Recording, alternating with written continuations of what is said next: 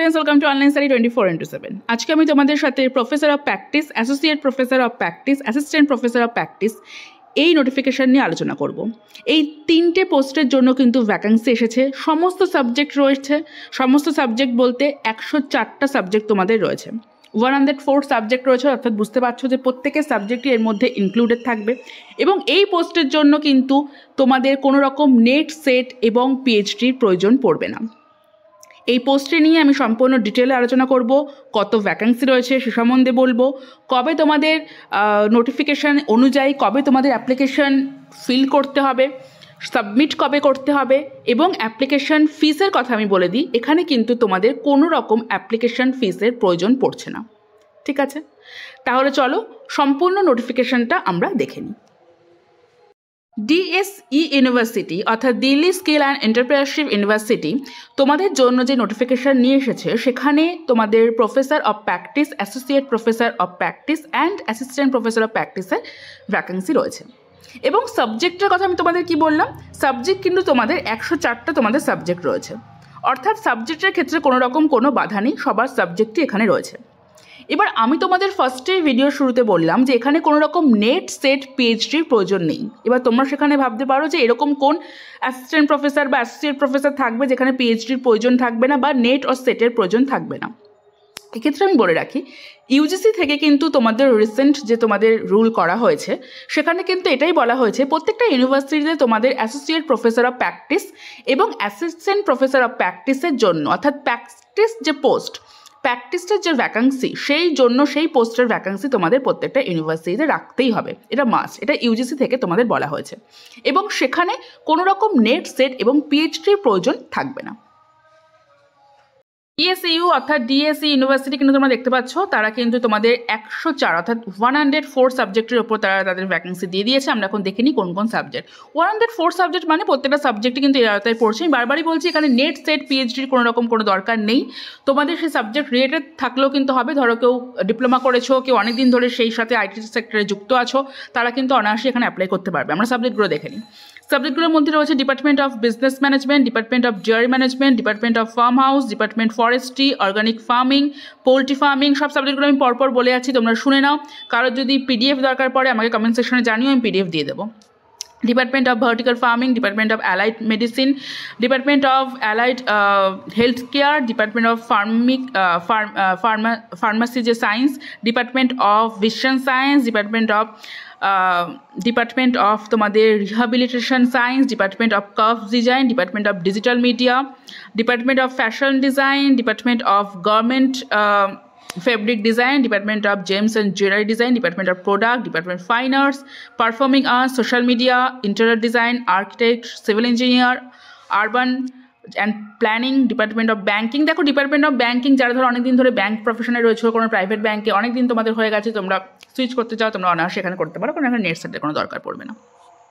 কারণ এখানে স্যালারি যে স্ট্রাকচার আমি পরে তোমাদের সাথে আলোচনা করবো সেটা কিন্তু ভীষণই ভালো রয়েছে। Department of business administration, department of business process management, department of economics, department of e commerce, department of human resource management. Human রিসোর্সের সঙ্গে যারা যুক্ত আছো, হিউম্যান রিসোর্সের সঙ্গে অনেকেই থাকো যুক্ত, হিউম্যান রিসোর্সের সঙ্গে যারা যুক্ত থাকবে তারা কিন্তু অনায়াসেই কিন্তু এর সাথে অ্যাপ্লাই করতে পারো। শুধুমাত্র হিউম্যান রিসোর্স না, হিউম্যান রিসোর্স রিলেটেড যা কিছু থাকবে তারাই কিন্তু এখানে অ্যাপ্লাই করতে পারো। Department of international management, department of office management, department of retail management, department of, দেখো রিটেল ম্যানেজমেন্ট যারা তারা ব্যাঙ্কিংয়ের সাথেও কিন্তু রিটেল যুক্ত থাকে, তো তারাও এখানে অ্যাপ্লাই করতে পারবে আর কি। Department of warehouse management, department of supply chain management, department of physics, যারা ফিজিক্স রয়েছে তারা, department of chemistry, mathematics, statistic, life science, সায়েন্সের মোটামুটি সবই চলে এলো।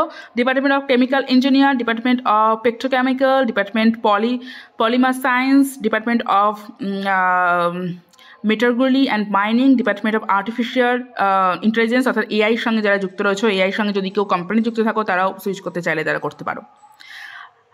And department of computer engineer, department computer science application, department of data analytic, department of library science আর library সায়েন্সের সঙ্গে যুক্ত, ডিপার্টমেন্ট অফ ভার্চুয়াল রিয়ালিটি। ঠিক আছে, আমরা চলে আসছি পরেরটায়।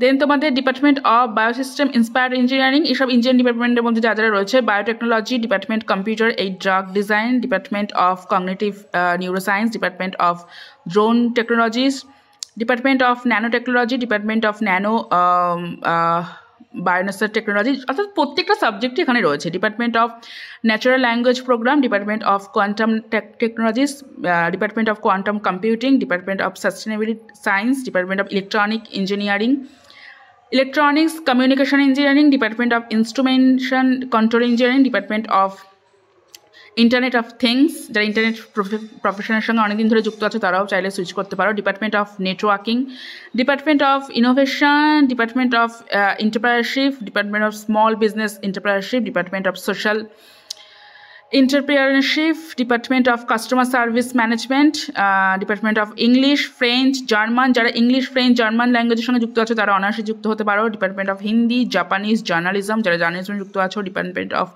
চাইনিজ, রাশিয়ান, কি নেই মানে প্রত্যেকটা সাবজেক্ট তোমাদের সঙ্গে যুক্ত আছে। ডিপার্টমেন্ট অফ স্প্যানিশ, ঠিক আছে, Spanish, department of Korean subject, department automobile engineering, mechanical engineering, department of mechatronics, department printing and packaging technology, department of robot and automation, department of tool and product engineering, department aesthetic and beauty, cosmology, gym, দেখো cosmology, দেখো এই যে ব্যাপারগুলো যা কিছু রয়েছে, cosmetology, মানে ব্যাপারগুলো হচ্ছে এর সাথে রিলেটেড যে কিছু থাকবে, ঠিক আছে, যেমন হিউম্যান রিসোর্সের সঙ্গে তোমাদের অনেক সাবজেক্ট আমাদের আর্টসের যুক্ত থাকে, সেরকম তোমাদের কিন্তু ব্যাপার এরকম নয় যে হিউম্যান রিসোর্স মানে অনলি হিউম্যান রিসোর্স, তোমাদের হিউম্যান রিসোর্সের সঙ্গে প্রচুর আমাদের আর্টসের সাবজেক্ট যুক্ত রয়েছে, সেখান দ্বারা আমরা অ্যাপ্লাই করতে পারবো। Department of yoga, wellness, department event management, যারা ইভেন্ট ম্যানেজমেন্টের সঙ্গে যারা অনেক দিন ধরে যুক্ত আছো তারা অ্যাপ্লাই করতে পারো। Department of food production, department front office management, department facility management, home science, যারা হোম সায়েন্স, দেখো হোম সায়েন্সের মধ্যে অনেক কিছু ইনক্লুডেড থাকে, সেগুলো তারাও অ্যাপ্লাই করতে পারবে। Hospitality management, department of hotel management, tourism and cultural affairs. এই গেল তোমাদের 104টা তোমাদের সাবজেক্ট, মোটামুটি সব সাবজেক্ট তোমাদের চলে এসেছে। তোমরা এখন বলতে পারো যে আর্টসের তো অনেকগুলো সাবজেক্ট এর মধ্যে নেই, দেখো হিউম্যান রিসোর্সের মধ্যে আর্টসের অনেকগুলো সাবজেক্ট চলে আসবে, ঠিক আছে। দেন তোমাদের যে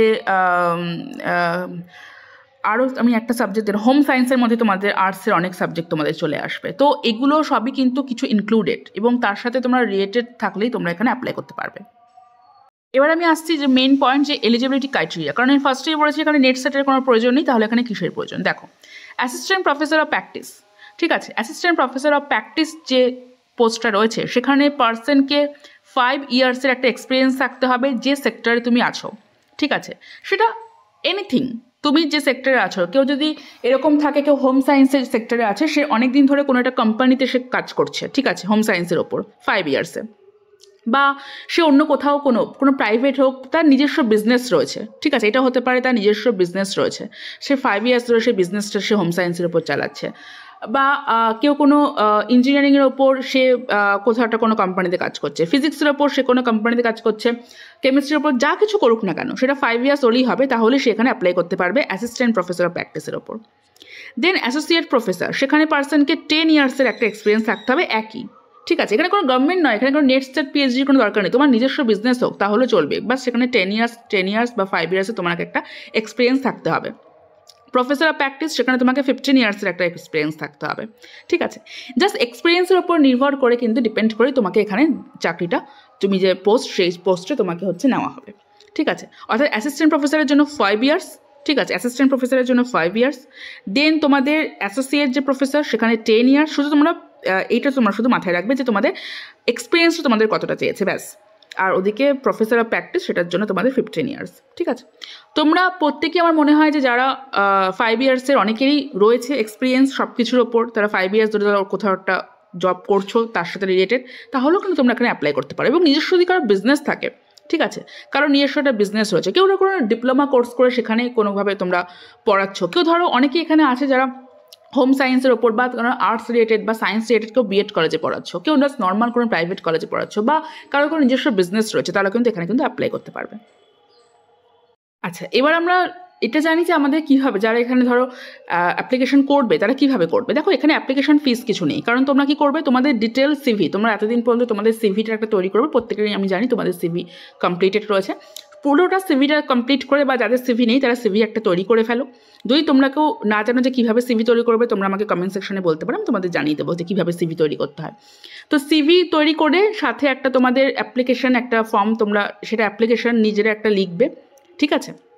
একটা অ্যাপ্লিকেশন লিখে তোমরা হচ্ছে এই ডিএসইউর ইমেলে তোমরা পাঠিয়ে দেবে। ইমেল অ্যাড্রেস আমি লাস্টে তোমাদের জানিয়ে দিচ্ছি, তারা সব জানিয়ে দিয়েছে, ঠিক আছে? ইমেলে তোমরা পাঠাবে। তোমাদের শুধু কী করতে হবে, তোমাদের শুধু একটা সিভি, তোমাদের নিজস্ব সিভি আর তোমাদের একটা অ্যাপ্লিকেশন লিখতে হবে, যে যা পোস্টের জন্য অ্যাপ্লাই করতে চাও, কার কী এক্সপিরিয়েন্স আছে, সমস্ত কিছু নিয়ে একটা অ্যাপ্লিকেশন লিখে তোমরা জাস্ট সিভি মানে মেলে তোমরা পাঠাবে।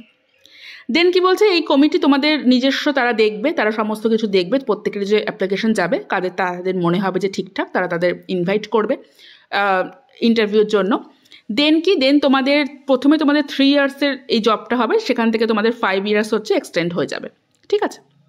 এটা বলা হচ্ছে।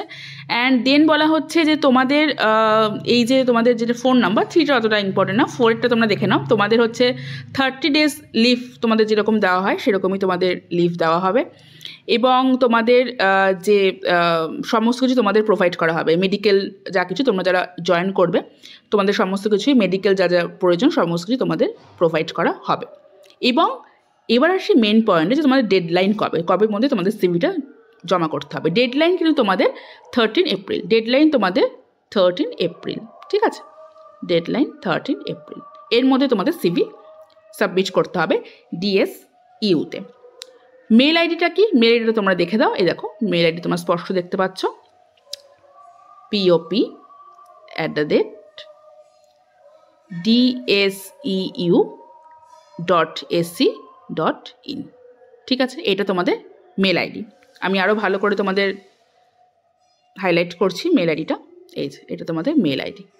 এই মেল আইডিটা তোমাদের 13 এপ্রিলের মধ্যে প্রত্যেকের সিভি আর অ্যাপ্লিকেশন নিজের হাতে একটা লেখা বা প্রিন্ট করা, এখানে সেটা উল্লেখ করা নেই যেহেতু মেনশন করা নেই, তোমরা প্রিন্টেরই তোমরা দিতে পারো, বা নিজের হাতে লেখা একটা অ্যাপ্লিকেশন ফর্ম তোমরা জাস্ট সিভিটা তোমরা ওদের মেলে পাঠিয়ে দেবে। দেন ওরা বিচার করবে কাকে তারা ইন্টারভিউর জন্য ডাকবে। ফার্স্টে 3 ইয়ার্স, দেন তোমাদের 5 ইয়ার্স পর্যন্ত এক্সটেন্ড হয়ে যাবে। এই ছিল তোমাদের উইদাউট নেট, সেট এবং পিএইচডির ওপর এই পোস্টগুলোতে এই যে ভ্যাকেন্সি তারা বের করেছে 104 সাবজেক্টের ওপর। এখানে তারা নেবে assistant professor practice, associate professor practice and professor practice. এগুলো সবই তোমাদের প্র্যাকটিস পোস্টের জন্য থাকছে, কারণ ইউজিসি থেকে বলা হয়েছে প্রত্যেকটা ইউনিভার্সিটিতে এভাবে প্র্যাকটিস পোস্টের জন্য ভ্যাকেন্সি রাখতে হবে। এই বিষয়ে তোমাদের আর কারোর কোনো সমস্যা থাকলে আমাকে তোমরা কমেন্ট সেকশনে জানিও, আমি জানিয়ে দেবো। যদি কারো সাবজেক্ট চুজ করতে সমস্যা হয় যে আমার এই সাবজেক্ট কোন রিলেটেড এর মধ্যে আমি পোস্ট করব, তাহলে তোমরা আমাকে জানিও, আমি জানিয়ে দেবো। আমি মোটামুটি সব সাবজেক্ট, প্রত্যেকটা 104টা সাবজেক্টে আমি তোমাদের সাথে আলোচনা করে দিয়েছি। কারোর পিডিএফ প্রয়োজন থাকলে তার পিডিএফটা আমাকে বলো, আমি তোমাদের পিডিএফ পাঠিয়ে দেবো। তাহলে তোমাদের সঙ্গে দেখা হবে নেক্সট ভিডিওতে, আরও নতুন কোনো তোমাদের চাকরির সন্ধানে, নতুন কোনো গভর্নমেন্ট সার্ভিস এবং এসএসসি সংক্রান্ত যে কোনো ভিডিওর জন্য তোমাদের দেখা হচ্ছে নেক্সট ভিডিওতে।